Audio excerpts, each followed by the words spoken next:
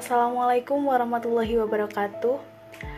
Pada pertemuan kali ini kita akan mempelajari mengenai struktur dan fungsi peredaran darah untuk materi IPA terpadu kelas 8. Pernahkah kalian tergores atau terjatuh dan terluka sehingga keluar cairan berwarna merah dari jaringan tubuh yang terluka? Pernahkah kalian bertanya, cairan merah itu apa sih? Cairan merah tersebut adalah darah. Darah merupakan jaringan ikat yang berwujud cair dan berfungsi sebagai alat transportasi utama dalam tubuh makhluk hidup. Darah memiliki fungsi. Yang pertama yaitu mengangkut zat makanan dan zat sisa metabolisme, mengangkut oksigen dari paru-paru ke seluruh tubuh. Selain itu juga menyerap karbon dioksida dari seluruh tubuh. Ketiga, menjaga kestabilan suhu tubuh, membunuh kuman yang masuk ke dalam tubuh, mengangkut sisa-sisa metabolisme sel, dan mengangkut hormon. Darah memiliki berbagai komponen. Komponen darah dibedakan menjadi plasma darah dan sel-sel darah. Plasma darah merupakan komponen darah yang berupa cairan ekstraseluler dengan kandungan berbagai zat-zat terlarut. Komposisi plasma darah yang pertama ada air sebanyak 91,5% yang berfungsi sebagai pembawa senyawa lain. Ada garam-garam mineral yang berfungsi untuk menjaga keseimbangan osmotik, menjaga pH darah, serta mengatur permeabilitas membran. Protein plasma atau albumin, fibrinogen, dan imunoglobin atau antibodi berperan dalam menjaga keseimbangan osmotik, menjaga keseimbangan pH, pembekuan darah, serta sistem pertahanan.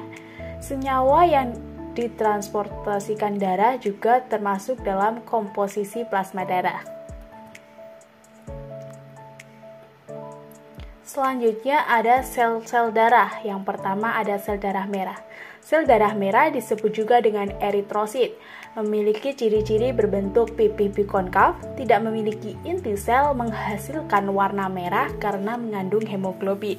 Hemoglobin ini merupakan protein yang memiliki kandungan zat besi dan berfungsi untuk mengikat oksigen dan CO2 dalam darah. Jumlah sel darah merah per milimeter kubik yakni 5-6 juta. Sel darah merah dapat hidup hingga 120 hari dan berperan dalam transport oksigen dan CO2.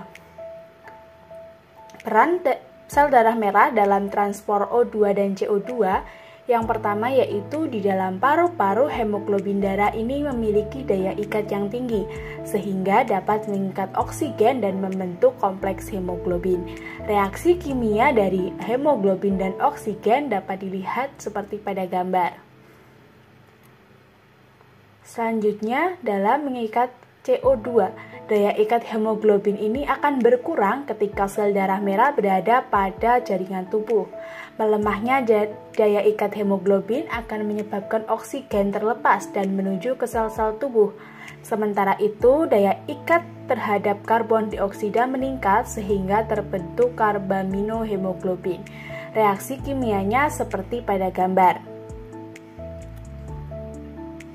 Selain sel-sel darah tadi, ada sel darah putih. Sel darah putih disebut juga dengan leukosit. Memiliki inti sel, tidak berwarna, memiliki berbagai macam bentuk seperti gambar di samping. Ada monosit, limfosit, eosinofil, neutrofil, dan basofil. Jumlahnya kurang lebih 8.000 pada setiap 1 mm kubik darah. Dapat hidup hingga 12-13 hari. Berperan dalam pertahanan penyakit.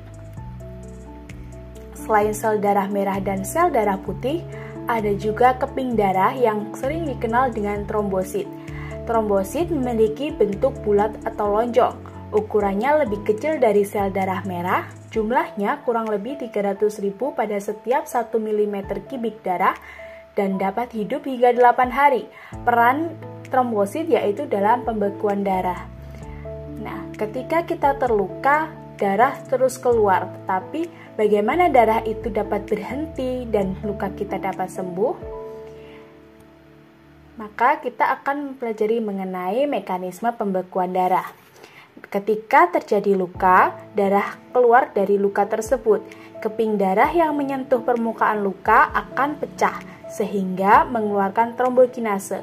Trombokinase dibantu oleh ion Ca+ dan vitamin K akan mengubah protombin menjadi trombin. Trombin dibantu oleh ion Ca+ akan mengubah fibrinogen menjadi benang-benang fibrin. Benang-benang fibrin merupakan benang-benang halus yang akan menutup luka sehingga darah akan berhenti keluar. Sekian untuk materi pada pertemuan kali ini, kurang lebihnya mohon maaf. Wassalamualaikum warahmatullahi wabarakatuh.